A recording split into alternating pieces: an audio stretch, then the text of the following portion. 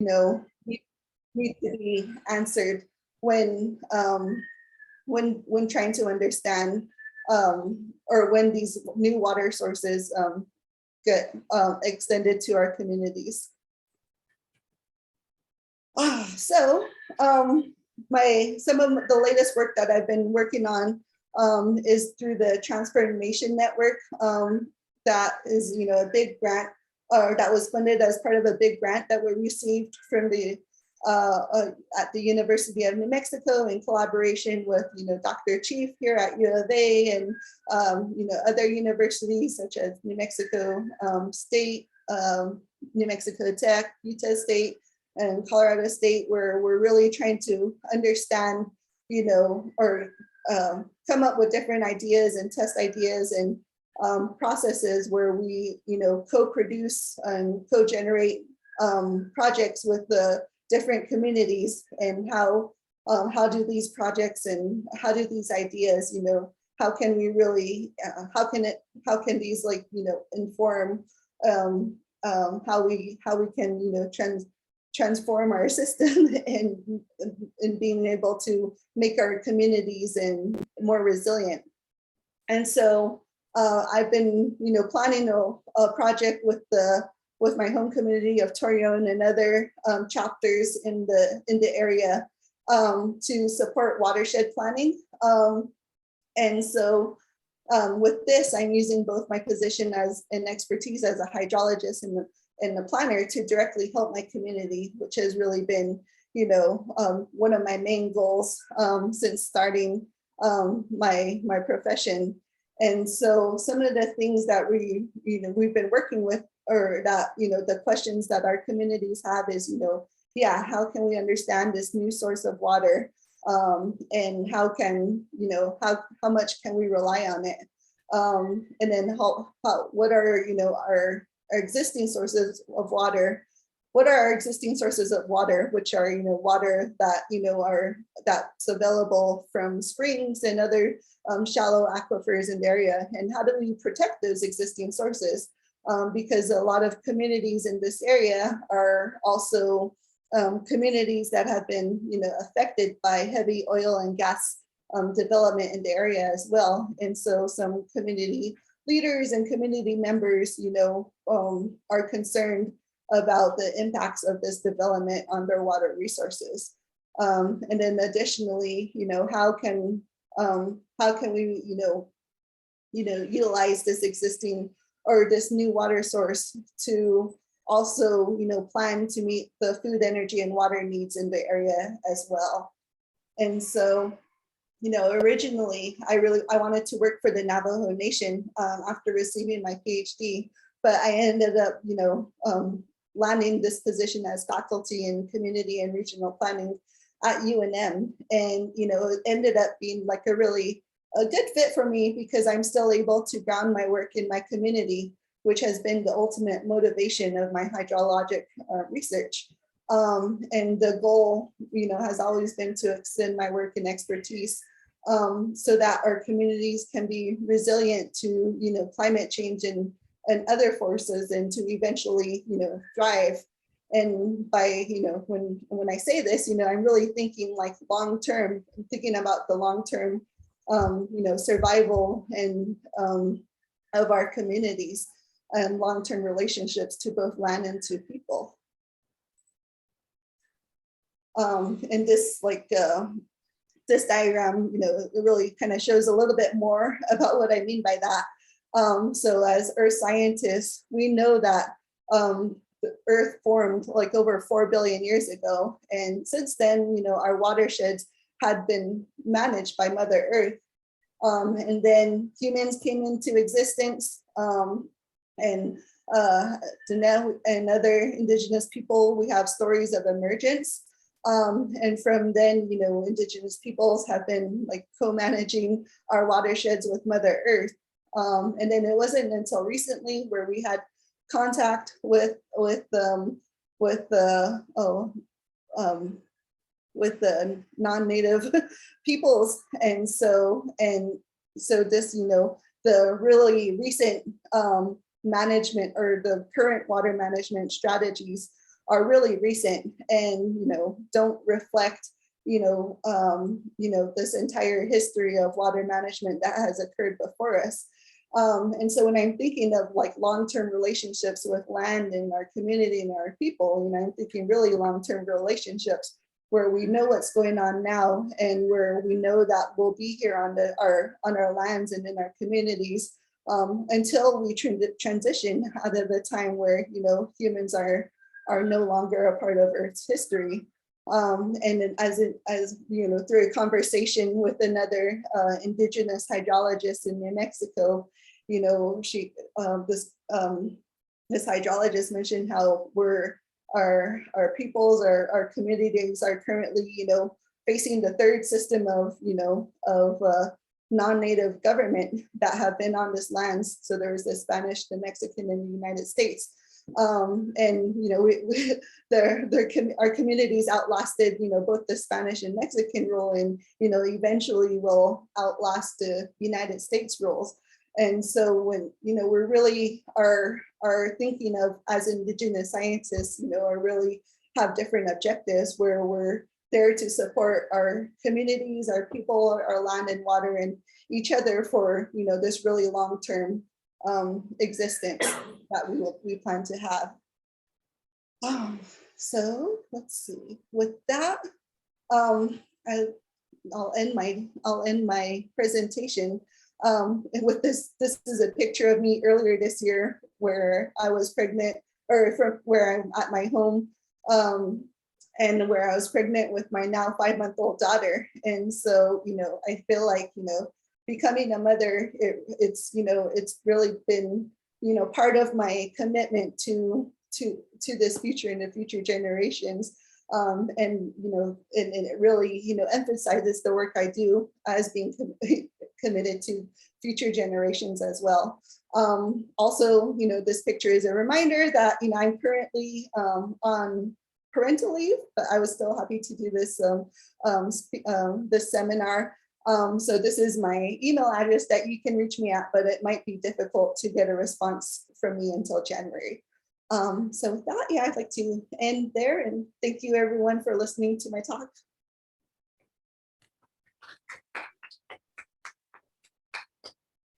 Yeah. Hello. Yeah, thanks, Dr. Lani, and that's really very excellent talk, and congratulations and have for the new daughter. So now that's a question time. So for the online audience and also our in-person audience, if you have any question, please feel free to either unmute yourself or you can put your question in the chat room. I think there's one. I could not see here. Yeah. My name is Russ Scott. I'll start out the questions. First off, congratulations on your new baby, and thanks for the talk today. Can you hear me? Yes, thank you. Okay. I was wondering how much in the new settlement, the 2005 settlement that you mentioned, I think it was, how much San Juan River water is a part of that will be in a pipeline to Gallup? Let's see. On an annual basis. Yeah, I don't remember the exact numbers, but I know it's still like sort of a relatively small percentage compared to the actual water that's available in the San Juan River. But I do know there was also another study like within the last 5 years as well that that did show the San Juan River will eventually become like overtaxed because water is also being diverted from the basin to be used to support communities in other communities and cities in New Mexico, and then there's just a lot of like new uses that will begin to come up from the San Juan River, and it's not clear how much of that water will still be, continue to still be available with the climate change. But yeah, I don't know the exact numbers, but I think, right now it's still like a relatively small percentage of total water that's available. Yeah, I've seen the pipes. I mean, they're huge pipes that are going down the Yeah. highway. Yeah. And is that a part of that also, that's a storage created for that through the Night Horse Reservoir near Durango, or is that a separate project? Could you say that again? I'm sorry, I couldn't hear the whole question. Yeah, my connection is not very good, so I'll have to follow up later. It's really breaking apart. Okay. Thank Hi, this is Jen McIntosh from the room. I really enjoyed your talk. It's very close to my research heart, so thank you. So I'm interested in your mountain hydrology study in the Chusca Mountains and curious about the transit through the mountain system and therefore how resilient that water source to the streams might be. Yeah, so I think when I collected samples of the springs that that are available at the contact between the Chusca sandstone and the underlying the Todelta limestone and Chinle formation. And so we saw that these springs were kind of like, representative of the groundwater that contributes to the stream flow. And the radiocarbon or the tritium samples that I took, were based, it showed like, it was like, at least like over, 60, or we were estimating between 60 and 200 years old. But the radiocarbon samples, it was hard to, pinpoint a resident time for the springs that we took, just because of the interactions with other carbon that was going on within the sandstone. But we're estimating the transit times to be like around 200, between 60 and 200 years. And so, it's kind of like, to me, it's like, indicating there's like this deep, this deep flow through that Chusca sandstone. But of course, that sandstone is recharged by snow on top of the mountains. And I saw, the latest numbers I ran, I saw there was like, a slight decrease in snow, in the year-to-year snow that's occurring in the Chusca Mountains. But of course, the observations have only been going on for like the last 30 years or so. I know Becky Price, who was a recent PhD student at University of Arizona. She was looking at more long-term, and Dr. Chris Guterman, they were looking at more long-term, paleohydrology of a snowpack and precipitation in the Chusca. So they might, or their research might have a better idea of like the long-term trends in snowpack. And so I think whatever those trends are, it'll determine, the sustainability of, water that's contributing from that Chusca sandstone. But just, based on what's going on, elsewhere in the West, it seems like, we'll definitely start seeing less snowpack and likely less recharge to the system.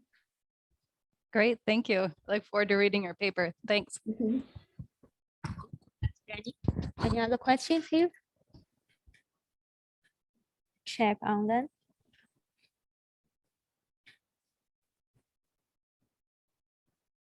Okay, if no question, I have one question.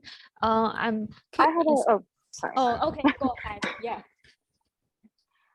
Yeah. Can you hear me okay? Yes.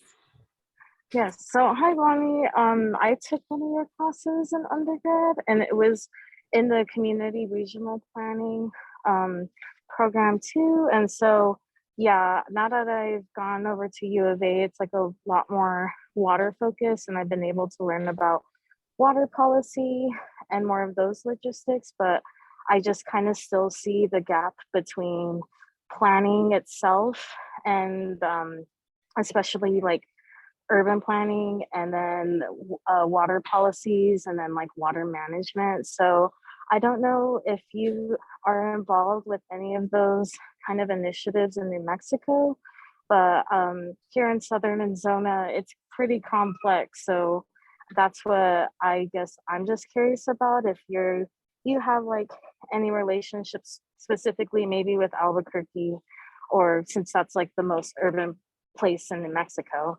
But yeah. Yeah, no, not too much like directly with like the city of Albuquerque. I've been following the New Mexico's like 50-year water plan, and no people involved a part of that. But I haven't, I've been a little overtaxed and haven't been directly a part of the planning process. But yeah, I agree. There's like still a bit of disconnect going on there. But yeah, it's great to hear from you, and hope to hear more about what you've been studying. Good to Oh yeah, congratulations to you too. I think it's just, but overall we seem to be like finally connecting those two sectors of everything. So that's what I was just asking. Thank you. Mm-hmm. Thank you. Any other questions?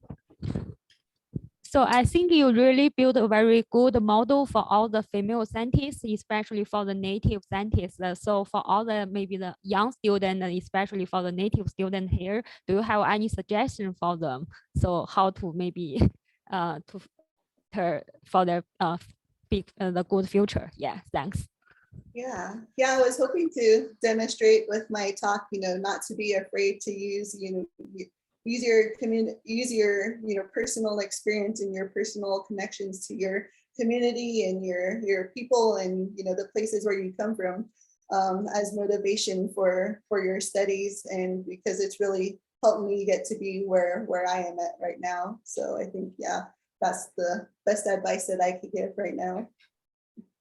Okay, thank you. Mm-hmm. Yeah. Dr. Carla, do you have questions? Please unmute yourself. Yeah. Yeah, thank you so much for a wonderful presentation, an example of collaboration with the Navajo Nation in hydrologic research. I was really interested in your project in your own community of Nagizi, particularly with the number of wells that are there in your community, as well as having historical ancestral presence with Chaco National Park. So as a hydrologist and faculty member, how is your collaboration extending to interdisciplinary areas, particularly with like the social sciences and then working with the Navajo Nation and other tribes that may have importance to that site there? And yeah, so that's my question. Yeah, let's see. Yeah, Nagizi is like a little north of where my community is, not Nilshing, but we're still relatively, close to Chaco, and where all that oil and gas development is occurring. And I think, working with the partners that I'm working with, Mario and Mario Atencio, who's the vice president of Torian chapter, and Brandon Bellavis, who's a community planner with Ojo Encino. They've been working, they've been developing a partnership with the Indigenous Planning and Research, Indigenous Design and Planning Institute at UNM as well. And other, and lots of other like nonprofit organizations and other I think departments at UNM and in other universities as well. And I think they recognize it's a real interdisciplinary the issues that they're facing. You have to take an interdisciplinary approach. And so I think me mainly working through them and seeing the connections that they're making, and also some of my students are doing projects that are are involved in looking at the impacts of the oil and gas development on the watersheds and the water resources in the area, and what that means for their communities, and how we can change the processes involved so that our communities have more representation in decision making. Okay, thanks, Dr. Lani, and thanks, Dr. Lani, to give us a talk today, and thanks to all the online and in-person audience, and thanks to all our sponsors. So we will have our next NVIS seminar on the October 26th. Already send all the information online. Yeah. Okay. See you next time. Thank you. Thank you.